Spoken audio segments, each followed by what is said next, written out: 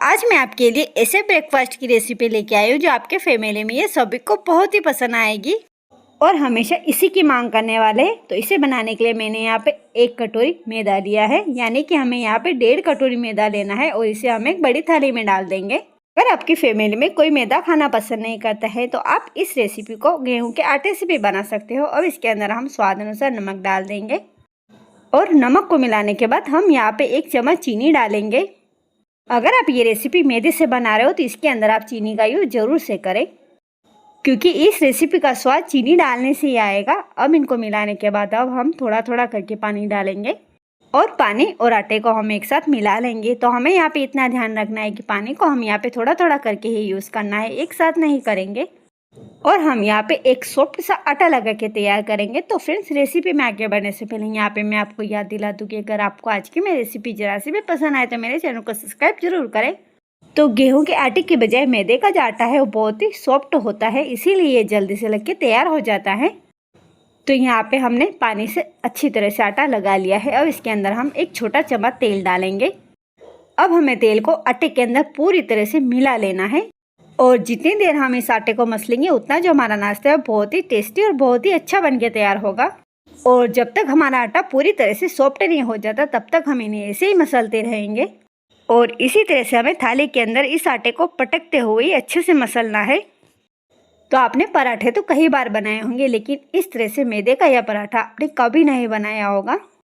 तो ये तो आपको देखकर ही पता चल रहा हो कि ये आटा कितना सॉफ्ट बन के तैयार हुआ है। अब इसे हम थोड़ी देर के लिए कटोरी से पूरी तरह से अच्छे से कवर कर देंगे, ताकि इसके अंदर है जो चीनी पूरी तरह से अच्छे से घुल कर तैयार हो जाए। और थोड़ी देर बाद हमने यहाँ पर देखते कि आटा हमारा पूरी तरह से और भी अच्छे से सेट हो चुका है। चलिए अब इस आटे से हम पराठे बना लेते हैं। उसके लिए हम यहाँ पे इस आटे की 2 लोई बना के तैयार करनी है और हमें यहाँ पे सूखे आटे का यूज़ बिल्कुल भी नहीं करना है। चकले पे हम तेल का ही यूज़ करेंगे और हमें यहाँ पे बेलते हुए एक बड़ी सी रोटी बना के तैयार करनी है। तो ये देखिए फ्रेंड, रोटी हमारी पूरी तरह से बनके तैयार हो चुकी है। अब इस रोटी का हमें इस तरह से रोल बना लेना है और रोल को हमें इस तरह से और भी लंबाई में कर लेना है। अब इसी रोल से हमें वापस से लोई बनानी है और लोई बनाने के लिए इसे हम इस तरह से वापस से फोल्ड कर लेंगे। तो फ्रेंड्स, इस पराठे की रेसिपी बहुत ही ईजी है, इसे आप कभी भी बना सकते हो।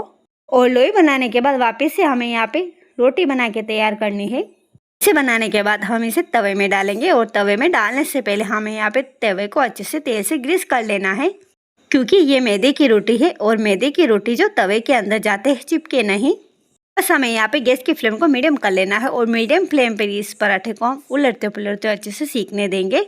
और जैसे हमारा पराठा सीखने लग जाए हम वापस से इसके ऊपर तेल का यूज़ कर लेंगे। तो कभी कभी हमारे बच्चे सब्जी खाना पसंद नहीं करते हैं, तो आप उन्हें इस तरह से पराठा बना के उन्हें दे सकते हैं, उन्हें बहुत ही पसंद आएगा। और अगर आप आपके बच्चों को मैदे की रोटी नहीं खिलाना चाहते हो तो इसकी जगह आप यहाँ पे गेहूं की रोटी भी बना सकते हो, उनके लिए बहुत ही हेल्दी रहेगी वो और उनका टिफिन आपको खाली ही मिलेगा। तो ये लीजिए फ्रेंड, आपके लिए तैयार है बहुत ही आसान तरीके के पराठे की रेसिपी। अगर आपको आज की मेरी रेसिपी पसंद आए तो इसे लाइक करें, अपने दोस्तों के साथ शेयर जरूर कीजिएगा और अगर आप मेरे चैनल पर नए हैं तो मेरे चैनल को सब्सक्राइब जरूर करें। Thank you for watching.